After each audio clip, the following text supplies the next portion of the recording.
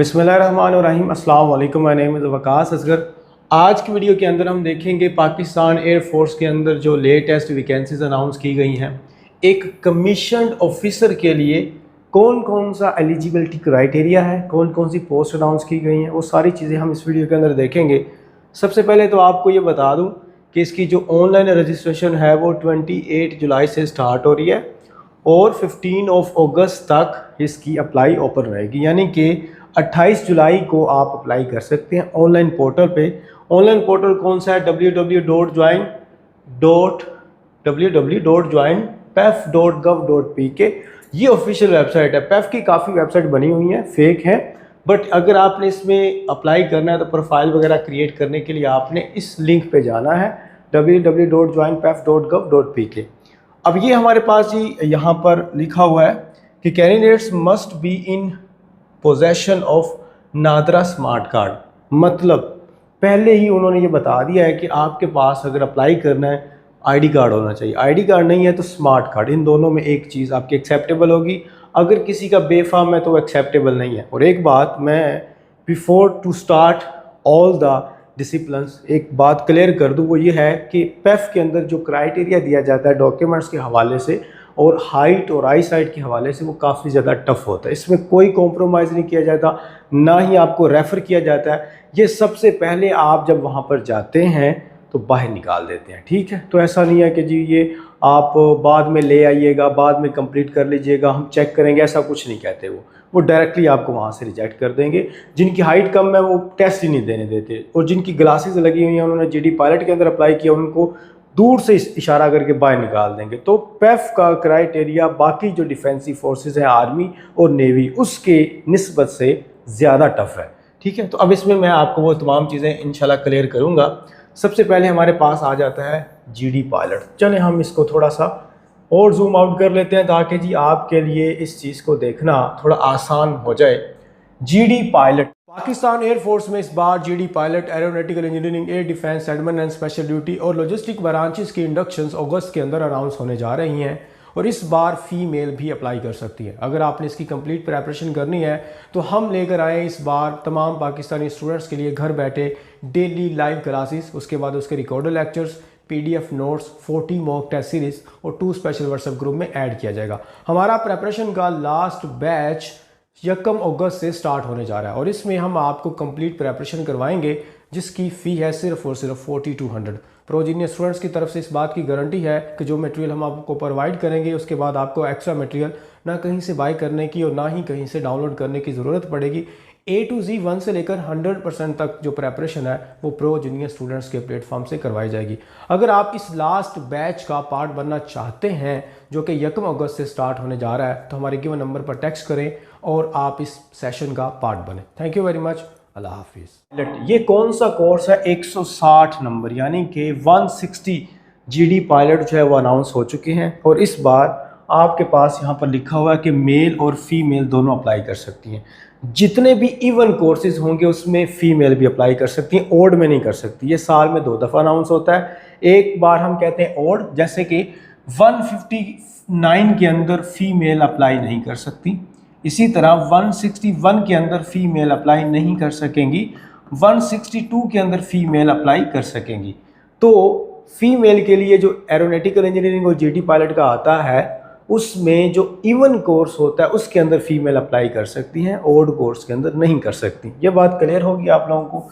चलें अब हम स्टार्ट करते हैं।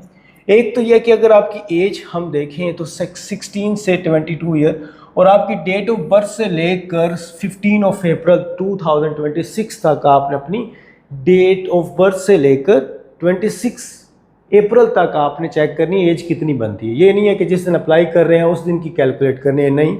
आपकी डेट ऑफ बर्थ है फॉर एग्जांपल 2005 से लेकर 15 अप्रैल तक आपकी कितनी एज बनती है वो आपने चेक करनी है। करंट एज की बात नहीं हो रही। मैरिटल स्टेटस इसमें सिर्फ और सिर्फ अनमैरिड लोग अप्लाई कर सकते हैं, मैरिड, डाइवोर्स, सेपरेटेड अप्लाई नहीं कर सकते। हाइट अगर बात करें तो 5 फीट और 4 इंच है, 163 सेंटीमीटर, ये दोनों के लिए। जीडी पायलट में फीमेल और मेल दोनों के लिए हमारे पास जो हाइट है उसका क्राइटेरिया हमेशा सेम होता है, 163 सेंटीमीटर। और अगर आप में से किसी की 162.5 सेंटीमीटर है तो वो आपको दूर से ही रिजेक्ट कर देंगे। विजन जो जीडी पायलट होता है, ये अकेली एक वाहिद ब्रांच है जिसके अंदर जो ग्लासेस हैं वो अलाउ नहीं होती। बात ज़हन में रखिएगा, जीडी पायलट एक अकेली एक वाहिद ऐसी पूरी फोर्सेस के अंदर, आर्मी, नेवी, एयरफोर्स, तीनों में सिर्फ जीडी पायलट एक ऐसी ब्रांच है जिसके अंदर ग्लासेस अलाउड नहीं है। अगर आपकी आई साइट ज़रा सी भी, थोड़ी सी भी वीक है, आप रिजेक्ट हैं। कोई किसी किस्म का बहाना नहीं चलेगा, आप फ़ौरन रिजेक्ट कर दिए जाते हैं। लेकिन अगर आप जनरल ड्यूटी पायलट के अंदर आते हैं, सबसे डिफ़िकल्ट जो क्राइटेरिया होता है वो इस पोस्ट का होता है। ये बात आप सारे ध्यान से सुन लें, सबसे ज़्यादा जो डिफ़िकल्ट क्राइटेरिया वो किसका है? जनरल ड्यूटी पायलट का। ठीक है, अब हम क्वालिफिकेशन की बात कर लेते हैं, लेकिन ये जितने भी मैंने बता दिया ये मस्ट है, इसमें कोई कॉम्प्रोमाइज़ नहीं किया जाता। अगर हम क्वालिफिकेशन की बात करें तो इसके अंदर जी हमारे पास उन्होंने लिखा हुआ है कि a candidate must have passed with minimum 65% marks in aggregate in any of the following. कौन कौन लोग अप्लाई कर सकते हैं? एक तो वो जिन्होंने एफएससी प्री इंजीनियरिंग की हुई है, वो जिन्होंने प्री मेडिकल किया हुआ है, और जिन्होंने आईसीएस किया हुआ है, तीनों लोग अप्लाई कर सकते हैं। आगे ए लेवल का लिखा हुआ है, अगर ए लेवल आपने फिजिक्स, मैथ और कंप्यूटर साइंस के साथ किया है या साथ में बायोलॉजी भी थी तो भी अप्लाई कर सकते हैं। उसके साथ साथ और क्राइटेरिया यहाँ मेंशन है कि एफएससी में आपने क्या होना चाहिए? फिजिक्स होनी चाहिए and any of 2 subjects, for example math physics के साथ हो, या स्टैटिस्टिक्स हो, या कंप्यूटर साइंस हो, या बायोलॉजी हो। तो ये आपकी फिजिक्स तो कंपलसरी है। क्यों? क्योंकि फिजिक्स में से आपके एकेडमिक आता है और इंग्लिश में से एकेडमिक आता है, बाकी फिर ऑप्शनल है, किसी का मैथ में से आएगा, किसी का बायोलॉजी में से आएगा। बायोलॉजी सॉरी नहीं होता। अच्छा, डिप्लोमा ऑफ एसोसिएट इंजीनियरिंग, तो इसमें AEDAE वाले जो है जिन्होंने डिप्लोमा किया होता है एवियोनिक्स में, या इलेक्ट्रिकल किया हुआ है, मैकेनिकल किया हुआ है, इलेक्ट्रॉनिक्स किया हुआ है, इंस्ट्रूमेंटेशन किया हुआ है, या in process control, telecommunication, automation, computer information software, कोई भी उन्होंने डिप्लोमा किया हुआ है, ठीक है, तो वो भी इसमें डिप्लोमा होल्डर अप्लाई कर सकते हैं। अब इसकी जो ट्रेनिंग पीरियड होता है वो 4 ईयर का होता है। उसके बाद आपको ये डिग्री अवार्ड की जाती है aviation management be in aerospace. ये आपका जनरल ड्यूटी पायलट का क्राइटेरिया है, इसको ध्यान से देख लें, ठीक है। और उसके बाद हमारे पास सेकंड नंबर पर आ जाता है एरोनॉटिकल इंजीनियरिंग। इसका जो क्राइटेरिया है वो जनरल ड्यूटी पायलट से कम डिफ़िकल्ट है, उससे आप यूँ कह लें कोई 30% कम है। क्यों? उसकी वजह मैं आपको बता देता हूँ। उसमें एक तो ये चीज़ है कि जो हाइट होती है, क्योंकि इसमें भी फ़ीमेल अप्लाई कर सकती हैं। फ़ीमेल 2 चीज़ों में अप्लाई कर सकती हैं, एक तो जीडीपी के अंदर अप्लाई कर सकती हैं और एक aeronautical engineering. Admin special duty है ये एक दफ़ा अनाउंस हुआ तो उसके बाद नहीं हुआ फीमेल के लिए। इसमें कुछ क्राइटेरिया बाकी सेम है, देखिए एज सेम है, नेशनैलिटी भी सेम है, मैरिटल स्टेटस भी सेम है, हाइट में थोड़ा सा डिफरेंस होगा। हाइट जो मेल के लिए वो सेम रहेगी 5 feet and 4 inch 163 centimetre. Female के लिए यहाँ पर रिलैक्सेशन है, अगर 4 फीट 10 इंच हाइट है और आपको पता है कि ये आर्मी से हटके, नेवी से हटके ये एक पहली ब्रांच है जिसके अंदर 4 फीट 10 इंच आफ्टर इंटरमीडिएट वाली स्टूडेंट के लिए एक हाइट रिक्वायर है। मतलब इसमें हाइट कम है, हालांकि मिनिमम 5 फीट होती है, बट ये एक अकेली ब्रांच है जिसके अंदर फीमेल को एक एज दिया जाता है कि अगर उनकी हाइट कम है 147 सेंटीमीटर है तो भी अप्लाई कर सकती हैं। लेकिन इसमें फिर एक कंडीशन आ जाती है, वो कंडीशन ये आ जाती है कि इसमें कर ही सिर्फ एफएससी प्री इंजीनियरिंग वाली कर सकती है, मेडिकल वाली इसमें अप्लाई नहीं कर सकती, ठीक है।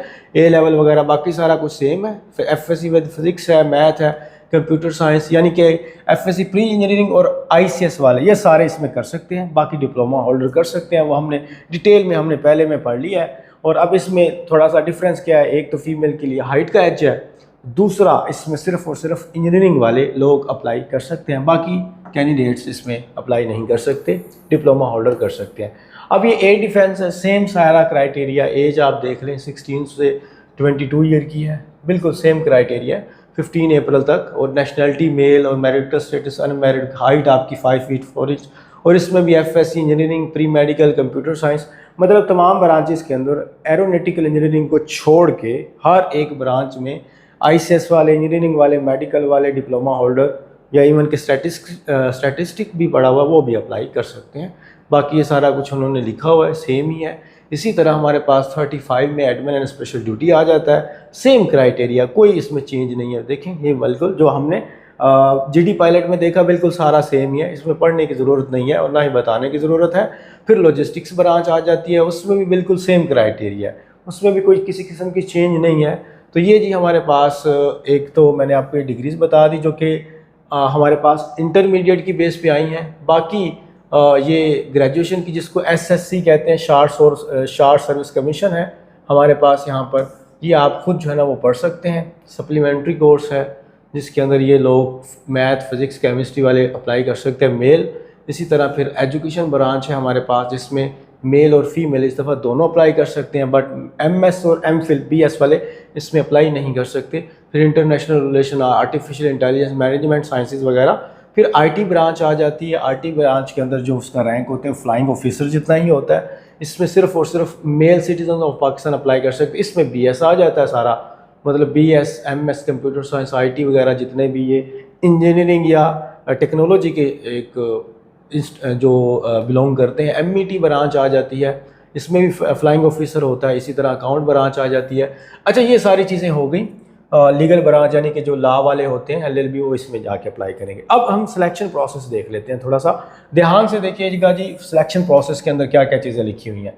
तो सबसे पहले हम यहाँ पर सिलेक्शन प्रोसेस को थोड़ा सा डिस्प्ले करते हैं, जिसके अंदर लिखा हुआ है कि ऑनलाइन रजिस्ट्रेशन एट www.joinpaf.gov.pk। इस पर आपने ऑनलाइन पोर्टल पे जाके अप्लाई करना है। सेकंड नंबर पर इंटेलिजेंस आपका टेस्ट होगा, इंटेलिजेंस, ठीक है। Followed by the academic test होगा आपका, इंटेलिजेंस और एकेडमिक होगा। किस तरह होगा? All candidates with pre medical background for permanent commission, जो कि हमने अभी देखा, उसमें उनका जो होगा वो इंग्लिश और फिजिक्स होगी। कौन लोग? जिनके प्री मेडिकल वालों को बायोलॉजी नहीं आएगी, ठीक है। मैथ वालों को मैथ आएगी बट मेडिकल वालों को बायोलॉजी नहीं आएगी। ये बात आपने थोड़ी ज़हन में रखनी है। और वो स्टूडेंट जिन्होंने प्री इंजीनियरिंग की हुई, आईसीएस किया हुआ या डिप्लोमा होल्डर हैं, उन सारों को सेम मैथ आएगी, चाहे वो डीएई से हैं चाहे वो आईसीएस से हैं, उन सारों को सेम मैथ आएगी, ठीक है। उनके 3 टेस्ट होंगे एकेडमिक के। फिर जीडीपी सप्लीमेंट्री कोर्स, ये शॉर्ट सर्विस कमीशन है जिसमें academic test in relevant subject. Short service commission after the graduation होता है, जिन्होंने 16 साल तालीम मुकम्मल की होती है, उनका जो एकेडमिक होता है उसमें फिजिक्स, इंग्लिश, मैथ कुछ भी नहीं होता। उसमें एक स्पेसिफिक डिसिप्लिन जिसमें वो अप्लाई कर रहे हैं, बस उसी के रिलेटेड एमसीक्यूज होते हैं, और कोई जीके, कोई इंग्लिश ग्रामर ऐसा कुछ नहीं होता। अगर किसी का कंप्यूटर साइंस है तो सारा basics to advance with contemporary word align करके उसको कंप्यूटर साइंस के बारे में पूछा जाएगा। फिर उसके बाद ही अगर आपका टेस्ट होता है तो वो इनिशियल मेडिकल आपकी एग्जामिन करते हैं, और उसके बाद आपका इंटरव्यू होता है INS सेंटर के अंदर। फिर आपका फिजिकल स्टैंडर्ड फुलफिल करना ज़रूरी होता है। अब फिजिकल स्टैंडर्ड में जो फीमेल होती हैं वो ये नहीं करती, ठीक है। उनके लिए सिर्फ और सिर्फ रनिंग होती है। जो फीमेल होती हैं उन्होंने क्या करना है? उन्होंने जस्ट रनिंग करनी है, और रनिंग भी ऐसे करनी है कि उन्होंने 1.6 किलोमीटर ट्रैवल करना है। कौन सा जी? यह वाला 1 माइल, इसको कहते हैं 1.6 किलोमीटर। वो डिस्टेंस ट्रैवल करेंगी, फीमेल की मैं बात कर रहा हूँ यहाँ पर, और वो करेंगी तकरीबन 14 मिनट के अंदर, ठीक है। इतने मिनट दे देते हैं, वैसे बताते कम है 12, लेकिन 14 मिनट तक उन्होंने 1.6 किलोमीटर, ये स्टैंडर्ड है। लेकिन इनको लिखना चाहिए था वैसे, लेकिन लिखा नहीं है, तो मैं जो स्टूडेंट्स जाती हैं तो उनसे पूछ के आपको बता रहा हूँ। तो ये फीमेल के लिए, बाकी फीमेल के लिए ये वाली सारी चीज़ें नहीं है, उनके लिए जस्ट रनिंग होगी। अब हम मेल स्टूडेंट्स की बात करते हैं, तो उसमें हमारे पास है तमाम स्टैंडर्ड को फुलफिल करना। सबसे पहले उनकी रनिंग होगी जो कि 1 माइल होगी, जिसको 1.6 किलोमीटर कहते हैं, 8 मिनट के अंदर होगी। अगर सारे पॉइंट लेने हैं तो तकरीबन आपने 7 मिनट के अंदर इसको कंप्लीट करना है। तो फिर आपको जो मतलब अगर 3 पॉइंट है तो 3 आउट ऑफ 3 या 10 आउट ऑफ 10 मिल जाएंगे। फिर आपकी 15 पुशअप्स होती हैं 2 मिनट के अंदर, फिर आपकी सिटअप्स होती हैं 22 मिनट के अंदर, और फिर आपकी चिनअप होती है। चिनअप और पुलअप में फ़र्क है, स्टूडेंट से पुलअप लग जाती है, चिनअप नहीं लगती, किसी से चिनअप लग जाती है, पुलअप नहीं लगती। तो आप इसको डिफरेंस देख के जाइएगा, नहीं तो रिजेक्ट हो जाएंगे। 3 लगानी है 2 मिनट के अंदर। बाकी जी यहाँ पर ओनली शॉर्ट लिस्टेड, यानी कि इसमें आपको शॉर्ट लिस्ट किया जाता है, would be called for ISSB। इसमें हर एक को ISSB के लिए नहीं बुलाया जाता, ये एक चीज़ आप देख लें। एयरफोर्स के अंदर ये एक क्राइटेरिया भी थोड़ा टफ है कि इसमें जो स्टूडेंट सारे पास हो जाते हैं वो सारे के सारे ISSB में नहीं जाते। उनकी पासिंग के बाद फिर दोबारा शॉर्ट लिस्टिंग होती है, और उसके बाद वो देखते हैं कि इनमें से कितने % स्टूडेंट्स को हमने ISSB कॉल लेटर देना है, और फिर दोबारा वहाँ मेरिट बनता है और पता चलता है जी कितने स्टूडेंट्स को रिकमेंड करना है। एंड आफ्टर दैट फिर फाइनल मेडिकल होता है और उसके बाद देखते हैं कि अब कितने लोगों को हमने ज्वाइनिंग लेटर देना है। ठीक है, test interview by ISSB cohort, ये यहाँ पर उनके सेंटर्स लिखे हुए हैं कि आपका जो ISSB है वो कहाँ कहाँ होगा। देखिए पूरे पाकिस्तान में 4 सेंटर हैं। एक कोहार्ट में है जो सबसे पुराना है, सो सबसे फर्स्ट वाला था, फिर गुजरांवाला, फिर मलेर जो कराची में है, और फिर ये क्वेटा में है। आप लोग जहाँ से मर्जी ताल्लुक़ रखते हैं तो उसमें से कोई 5% लोग ऐसे होते हैं जो अपने करीब वाले सेंटर में नहीं जाते, किसी दूसरे सेंटर में जाते हैं। और हो सकता है आप लाहौर से हो तो लाहौर वालों का 95% चांस होता है कि वो गुजरांवाला उनका आएगा। लेकिन इस दफ़ा आर्मी भी और एयरफोर्स भी ऐसे ही करती है कि उनके ISSB जो है वो मलेर कराची चला गया। कितने? तकरीबन 10% लोगों का इस दफ़ा कराची सेंटर हुआ है। ठीक है, ये मैं PMA की बात कर रहा हूँ। फिर आपका जी फाइनल मेडिकल एग्जामिनेशन होती है जो कि CME है लाहौर के अंदर। फिर आपका ये फ्लाइंग एप्टीट्यूड टेस्ट होता है सिर्फ GD पायलट वालों के लिए, candidates only at I and SC Rawalpindi. फिर after the final meriting selected GD pilot AD candidates would be inducted in the CAE for BE degree program. ये उनकी फिर आगे और सर्विसेज वगैरह और उसके अलावा उनकी स्टडी और उनके प्रोग्राम्स वो स्टार्ट हो जाते हैं। वो बाद की बातें हैं। बहरहाल हमें जितना हमें पता होना चाहिए या जितनी इम्पोर्टेंट हमारे लिए चीज़ें थीं वो मैंने यहाँ पर आपको बता दी हैं स्टूडेंट्स। ठीक है, तो ये हमारे पास कुछ ब्रांचेस थी जिनका आपको पता होना, और इसमें आपने सारों में इकट्ठे अप्लाई नहीं कर सकते, एक में अप्लाई कीजिएगा। और GD पायलट में वो सिर्फ स्टूडेंट्स करें जो कि फुल कॉन्फिडेंट है कि उनका जो GD पायलट वाला है वो हो जाएगा। ठीक है, अगर आपकी कोई थोड़ी बहुत कमी कुताही है तो काइंडली स्टूडेंट्स आपने इस तरह के हरकतें नहीं करनी। अगर आपका कोई भी थोड़ा बड़ा इशू है तो आप जो है वो ना अप्लाई करें GD पायलट के अंदर, बाकी जो है ना वो ब्रांचेस के अंदर अप्लाई कर लीजिएगा। इन एलिजिबिलिटी कंडीशन के अंदर मैं थोड़ा सा गो थ्रू कर देता हूँ। इन एलिजिबिलिटी कंडीशन में यह है कि अगर आप 2 दफ़ा ISSB दे चुके हैं तो आप दोबारा नहीं दे सकते। उसके अलावा अगर आप कहीं से डीमेरिट या किसी भी आप 120 दिन का गैप है, आपने कहीं और ISSB दी है, इसकी ISSB और PEF की ISSB में 120 दिनों से कम का गैप है तो फिर आप दोबारा अप्लाई नहीं कर सकते, ISSB नहीं दे सकते। कहीं से भी आपको मुअत्तल किया गया, कहीं से आपको निकाला गया, कोई आपके ऊपर FIR वगैरह थी तो उसकी वजह से भी आप अप्लाई नहीं कर सकते। कहीं मेडिकल ग्राउंड की वजह से आपको परमानेंट अनफिट किया गया तो भी आप अप्लाई नहीं कर सकते। ये कुछ जी उनकी यहाँ पर हैं कि कौन लोग अप्लाई नहीं कर सकते। उसके अलावा हमारे पास कुछ और चीज़ें यहाँ पर मौजूद हैं, अगर आप देखना चाहें तो ये जी फ़ोन नंबर कुछ गिवन है। अगर आपको कोई ज़रूरत है एबटाबाद, फैसलाबाद, हैदराबाद, कराची, लाहौर, मुल्तान और खारियाँ वगैरह, इन नंबर्स पे आप कांटेक्ट कर सकते हैं। और ये आपके सामने यहाँ सारा कुछ, ये आप स्कैन इसको करें तो आपको ये वेबसाइट वगैरह सारा कुछ ओपन हो जाएगा। उसके अलावा जी ये कुछ प्रॉस्पेक्टस में है कि हाईली कम्पिटिटिव सैलरी पैकेज होता है, free medical treatment, self and family, मतलब आपकी और आपकी फैमिली के लिए सेल्फ जो ट्रीटमेंट होता है वो फ्री होता है। Training and posting in different cities of Pakistan and abroad, आप बाहर के मुल्कों में भी ट्रेनिंग करते हैं, पाकिस्तान की डिफरेंट सिटीज़ को एक्सप्लोर करते हैं। Free accommodation and 50% waiver in fare by train and air travel, आपकी ट्रेन की टिकट में 50% आपको डिस्काउंट दे देता है, लेकिन इकोनॉमी की क्लास के अंदर। ठीक है, और इसी तरह आपकी जो एयरलाइन होती है, इंटरनेशनली रिकगनाइज्ड कोर्सेज होते हैं, उसमें आपकी सैलरी काफ़ी बूस्ट हो जाती है। Membership of air force officer, housing scheme, वो हाउसिंग स्कीम्स होती हैं जिसके अंदर आप जो है ना वो एक मेंबरशिप उनका एक मेंबर बन जाते हैं जिसमें आपको हाउसेज वगैरह मिलते हैं अपना, और जितना आप जो है वो कहते हैं ना मेहनत और सर्विस अच्छी होगी उतना फिर आपके रैंक भी अच्छी हो जाएंगे और उतनी आपको पर्क्स एंड प्रिविलेजेस भी मिलती रहेंगी। जी स्टूडेंट्स, तो ये हमारे पास आज पाकिस्तान एयरफोर्स की कुछ चीज़ें थी जो मैंने आपको बताई। बाकी इसकी प्रिपरेशन के बारे में मैं आपको एक वीडियो बताता हूँ, दिखाता हूँ, तो आप इसकी प्रिपरेशन कर सकते हैं। थैंक यू वेरी मच, अल्लाह हाफिज़। पाकिस्तान एयरफोर्स में इस बार GD pilot, aeronautical engineering, air defence, admin and special duty और लॉजिस्टिक ब्रांचेस की इंडक्शंस अगस्त के अंदर अनाउंस होने जा रही हैं और इस बार फीमेल भी अप्लाई कर सकती है। अगर आपने इसकी कंप्लीट प्रिपरेशन करनी है तो हम लेकर आए इस बार तमाम पाकिस्तानी स्टूडेंट्स के लिए घर बैठे डेली लाइव क्लासेस, उसके बाद उसके recorded lectures, PDF notes, 40 mock test series और 2 स्पेशल व्हाट्सएप ग्रुप में ऐड किया जाएगा। हमारा प्रिपरेशन का लास्ट बैच 1 अगस्त से स्टार्ट होने जा रहा है और इसमें हम आपको कंप्लीट प्रिपरेशन करवाएंगे जिसकी फ़ी है सिर्फ और सिर्फ 4200। प्रोजीनियर स्टूडेंट्स की तरफ से इस बात की गारंटी है कि जो मटेरियल हम आपको प्रोवाइड करेंगे उसके बाद आपको एक्स्ट्रा मटेरियल ना कहीं से बाय करने की और ना ही कहीं से डाउनलोड करने की ज़रूरत पड़ेगी। A to Z 1 से लेकर 100% तक जो प्रेपरेशन है वो प्रो जूनियर स्टूडेंट्स के प्लेटफॉर्म से करवाई जाएगी। अगर आप इस लास्ट बैच का पार्ट बनना चाहते हैं जो कि 1 अगस्त से स्टार्ट होने जा रहा है, तो हमारे गिवन नंबर पर टेक्स्ट करें और आप इस सेशन का पार्ट बने। Thank you very much. अल्लाह हाफिज़।